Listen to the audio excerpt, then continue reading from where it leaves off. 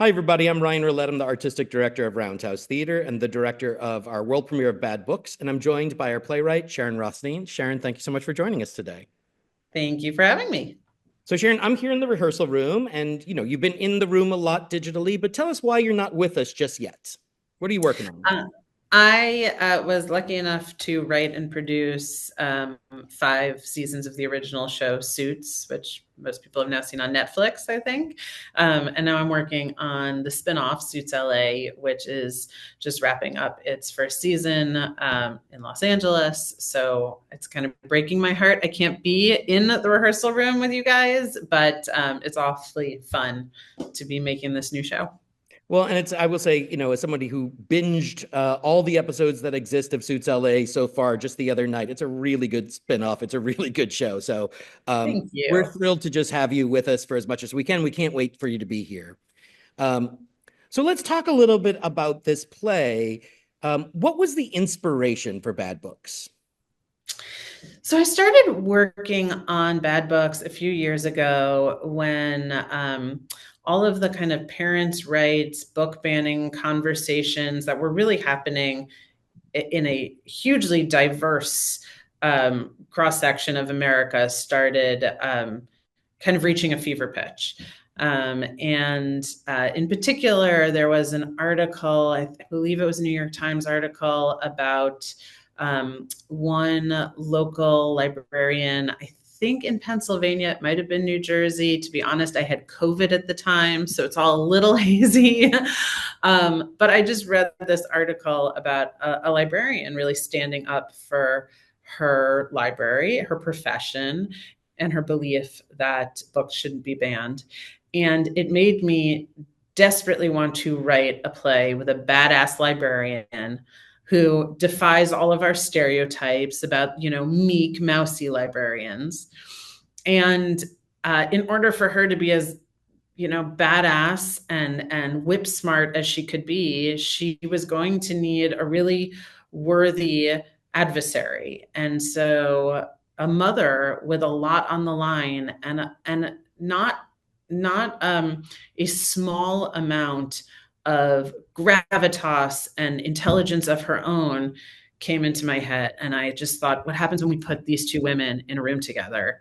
And then the rest of the play just like flowed out. And I, a little bit to my surprise, to be honest, I found I loved both of the women equally and could understand where each of them were coming from. And that's always the most delicious thing that can happen to you as a playwright, because it just lets you go deeper and deeper. Yeah, I mean, I have to say, working on one of the things that we're all really, really loving about it is that these two women have very diametrically opposed views, and yet you have found a way to really keep them very balanced. I mean, I think you could say one reads much more as a liberal, one reads much more as a conservative, one is non-religious, one is very religious, but in this world, often it's easy to paint one side as the winner and one side as the loser. And this, they feel super, super balanced, and you really get to understand both sides of the argument. But I'm curious because when we first started working on this, we developed this at our reading festival, at National Capital New Play Festival in 2023. And then we took it last year to the National New Play Network's National Showcase of New Plays and did another reading of it there. But the play was, it was written and developed under a different political climate than what we are living under now.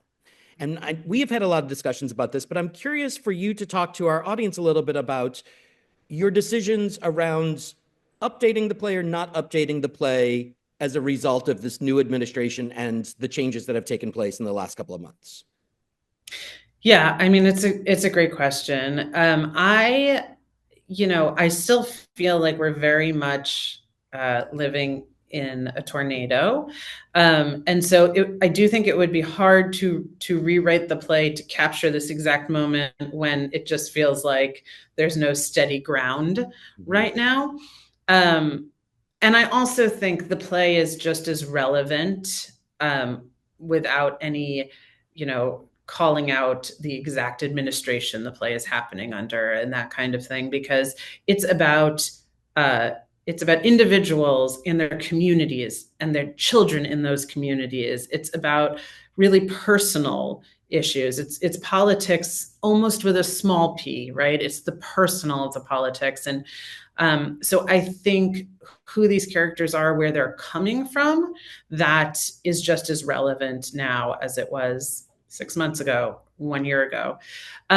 The part that I have been thinking a lot about over the past couple of days that I think is interesting is, when I wrote this play, there was a lot of debate and outcry over censorship and book banning on a local level, right? And debate about who should be able to say which books are available to who within a school, within a community.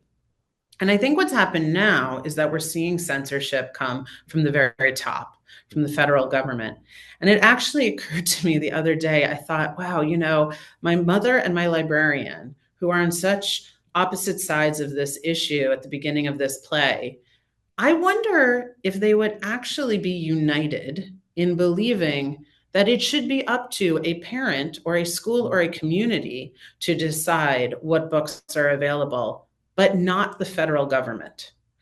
So there is a whole nother level that's happening right now that I almost wonder would unite them.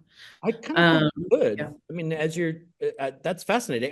Because to me, one of the things that's so fascinating about this, I love the fact you say small p politics. Like, we often talk about the fact that we do a lot of plays that people would consider to be political plays, but we don't do plays about politics. We do plays about people that are dealing with political situations in some way or another. And, the more we unpack this play, the thing that keeps coming to the surface is that the politics are sort of secondary to the question about how do you protect kids? Yeah. Whose responsibility is it to educate our kids? Is it a community? Is it only the parent of the child? Those sort of bigger questions about parenthood are very much at the center of this play. I know you're a parent as well. I'm curious, do you see that in the play, or is that one of those things that you set out to write this play about this badass librarian and book banning, and then that part of it came out? No, that part was always essential to the play because, I feel like as a parent, I'm constantly out of my depth. I'm constantly, and I know many other parents who feel this way. We're like, I didn't see this coming, or I don't know how to handle this, or how much screen time is too much screen time, or are vitamins a scam, or right? Or am I failing my child forever? And so when the entire parents' rights movement kind of sprang up out of COVID, I thought it was fascinating that there were so many parents who seemed so adamant that they know what's right for their children and other children, that they are the experts. And it really made me interrogate our idea of what it means to be an expert, right? And of course, that was happening at the same time that our trust in experts started eroding, right? So suddenly teachers weren't the experts, doctors weren't the experts, scientists weren't the experts. And it made me think, oh, I wonder, is there something lost if you're the only one who can be an expert on your child? And also, can you ever really be an expert on your child, especially as they get older? They are the expert of themselves. But I understand in my core the deep desire to safeguard your kids, to protect them, to make the world okay for them.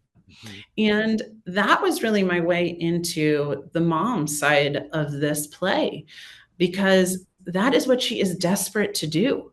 And it is so understandable. It is so, so completely understandable. And so once I was able to see it from that place, the play really became about compassion.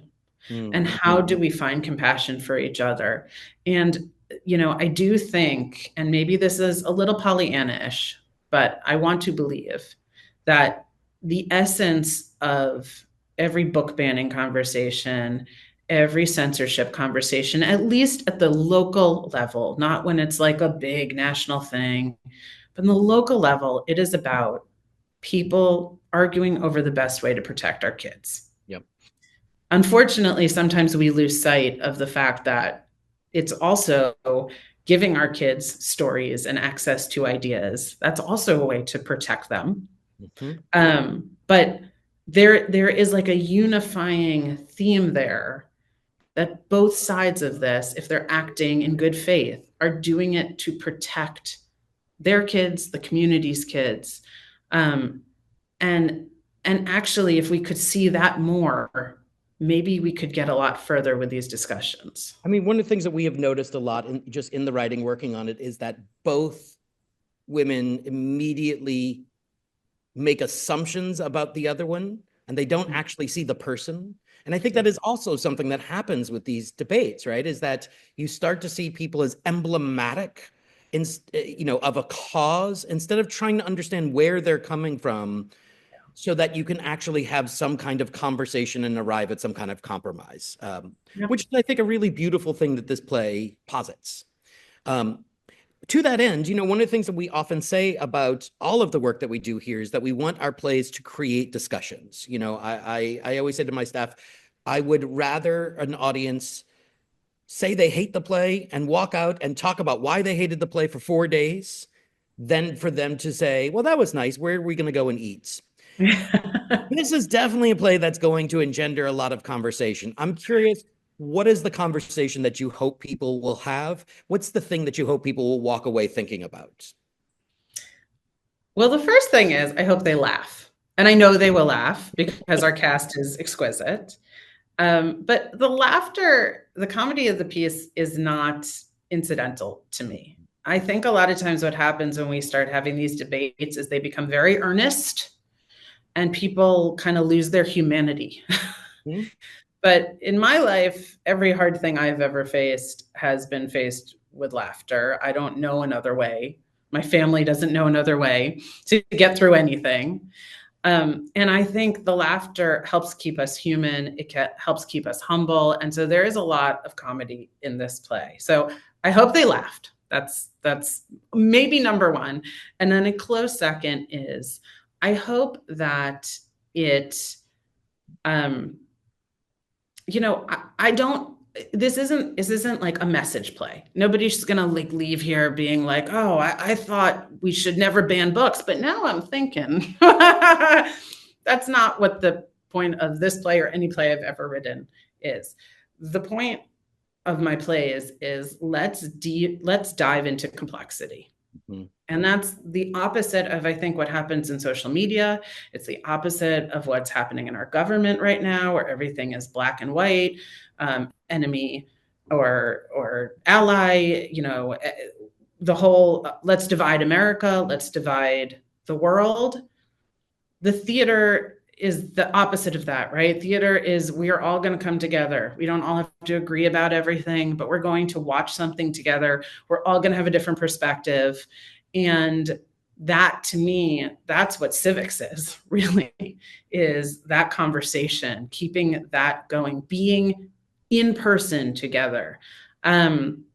So my hope is that people laugh and they leave talking. They leave debating, they leave feeling. I hope this play makes you feel things. I hope it makes you feel unexpected things. Because to me, that's what a great night of theater is. And especially in this moment when all of the arts and theater in particular are under attack, it's just so valuable to remember that there's really only one place you can go to have that experience, in my humble opinion. I love that. And I can definitively say people are going to laugh. You're going to laugh a lot at this. You're going to feel some things. You're going to probably change your mind about the characters, and you're going to leave with a lot to think about, because it is just a really beautiful, beautiful play. Sharyn, we're thrilled to be doing this. Thank you so much for giving us the opportunity to do this. Thank you for joining us today. Thank you, everybody. Please come and see Bad Books. Thank you.